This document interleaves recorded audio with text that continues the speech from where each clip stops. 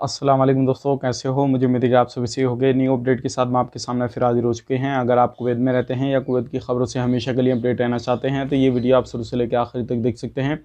इस वीडियो के अंदर मैं आपको काफ़ी ज़्यादा इंपॉर्टेंट जो है इन्फॉर्मेशन देने वाला हूँ और आप लोगों को बताने वाला हूँ वर्क वीज़ा के हवाले से, डोमेस्टिक वीज़ा के हवाले से एक नई अपडेट आ चुकी है जो क्या कुवैत ने बड़ा ऐलान किया है और ये आपको जान लेना ज़रूरी है। वर्क वीज़ा और डोमेस्टिक वीज़ा किन किन कंट्रियों से जल्दी शुरू होने वाला है वो मैं आपको बताने वाला हूँ। कौन से लोग पहले एंट्री करेंगे वो मैं आपको बताने वाला हूँ। चलिए फिर बिना देरी किए वीडियो शुरू करते हैं। लेकिन उससे पहले मैं आपको बता देता हूँ, अगर आप हमारे चैनल पर पहली बार आए हैं तो चैनल को सब्सक्राइब करें और साथ ही साथ बेल आइकन ज़रूर प्रेस कर दें ताकि हमेशा आपको इसी तरीके से अपडेट मिलती रहे और आप हमेशा हमारे साथ में जुड़े रहें। तो सबसे पहली अपडेट की तरफ बढ़ते हैं। जो बड़ी अपडेट आ रही है निकल के, जैसे कि आपको मालूम है नया कानून लागू किया गया कुवैत के अंदर, जो क्या ऑनलाइन सर्विस सारी चीज़ों की ज़्यादातर जो है अब ऑनलाइन चल रही है। तो वीज़ा को भी रिन्यू करने के लिए जिनके अकामे एक्सपायर होने वाले थे वो सारा सिस्टम ऑनलाइन करा है कुवैत सरकार ने। लेकिन इसके बावजूद होते हुए 12 जनवरी से लेकर 31 जनवरी के बीच में जो अकामे कैंसिल किए गए हैं और एक्सपायर हुए हैं 6310 ऐसे अकामे हैं जो क्या वो कैंसिल हुए हैं और उनको रिन्यू नहीं किया गया।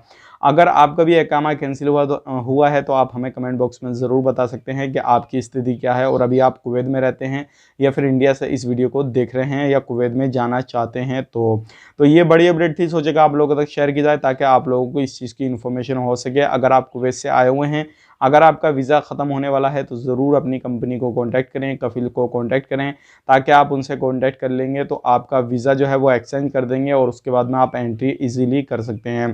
काफ़ी सारे लोग बोल रहे थे कि हम एंट्री करते समय अगर हमारे पास में सिविल आईडी नहीं होगी तो क्या जो मोबाइल सिविल आईडी जो एप्लीकेशन है उसको डाउनलोड करने के बाद में हम एंट्री कर सकते हैं या नहीं। तो मैं आपको बता देता हूँ, बिल्कुल आप एंट्री कर सकते हैं। अगर आप मोबाइल सिविल आईडी एप्लीकेशन जो है उसके अंदर पूरा अपडेट करेंगे और सारी इन्फॉर्मेशन आपकी जो है वो उसके अंदर शो हो जाएगी। चाहे किसी भी एयरपोर्ट पे आप जाएंगे, आप जाएँ जहाँ से एंट्री करें, जहाँ पर जाएंगे तो आपको किसी भी जगह उसी को दिखाने की ज़रूरत पड़ेगी, दूसरी सिविल आईडी की कोई भी ज़रूरत नहीं पड़ेगी। तो आप ज़रूर बेटेंशन होकर उस चीज़ को इंस्टॉल कर सकते हैं और उस सिविल आईडी को दिखा के आप एंट्री कर सकते हैं कुवैत के अंदर।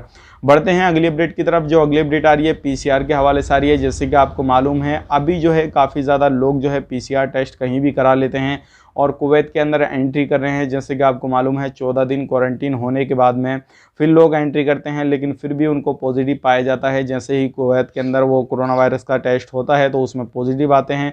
जो डोमेस्टिक वर्कर हैं वो डायरेक्ट जा रहे हैं पीसीआर लेके, तो वो लोग भी पॉजिटिव पाए जाते हैं। तो कुवैत सरकार इस पर एक नया ऐलान करने वाली है जिसमें कि जिन कंट्रियों से लोग आएंगे तो उन कंट्रियों के कुछ सेंटर के नाम जो है वो अनाउंस करेगी, उनके एड्रेस वगैरह देगी जहाँ पे वो है सेंटर।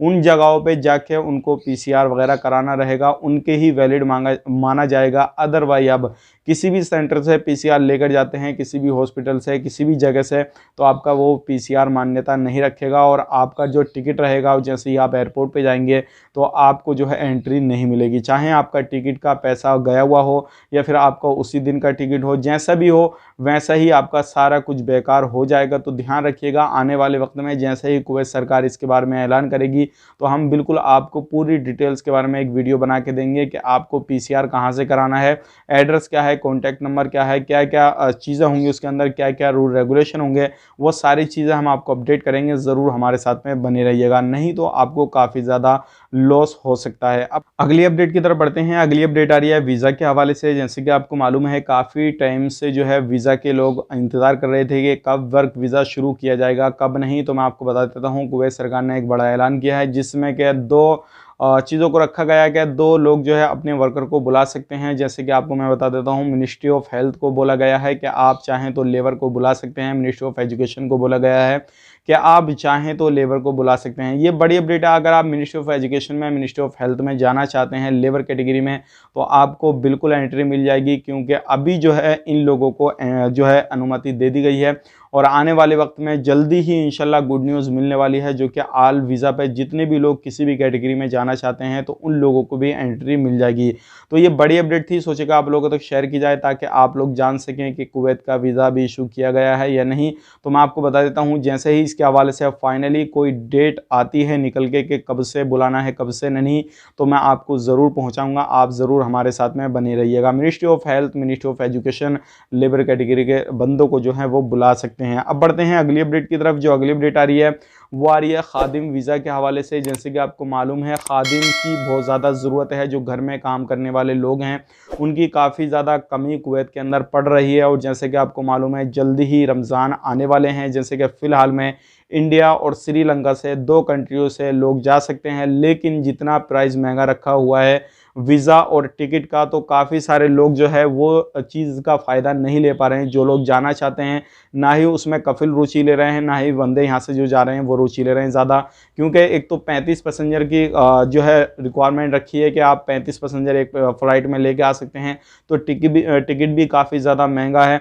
और दूसरी ये चीज़ है कि वीज़ा का जो प्राइस है वो भी काफ़ी ज़्यादा रखा गया है। तो अभी कुवैत सरकार जो है दूसरी कंट्रियों से बात कर रही है, हालांकि इसमें फ़िलीपीन को भी शामिल किया जाता है, लेकिन फ़िलीपीन ने जो है काफ़ी ज़्यादा कड़ी कंडीशन रख दी है कि $10,000 अगर उनके किसी भी बंदे को कुवैत के अंदर कुछ होता है तो वो उसको देंगे। तो इस तरीके से उनको रद्द कर दिया गया है। फ़िलीपीन की अभी बात चल रही है, बाकी अदर जो कंट्रियां हैं उन सभी से बात चल रही है। जल्दी ही जो है डोमेस्टिक वीज़ा की जो है अदर कंट्रियों में खोलने की बात चल जाएगी। जैसे फाइनल होती है तो हम आप तक ज़रूर पहुँचाएँगे।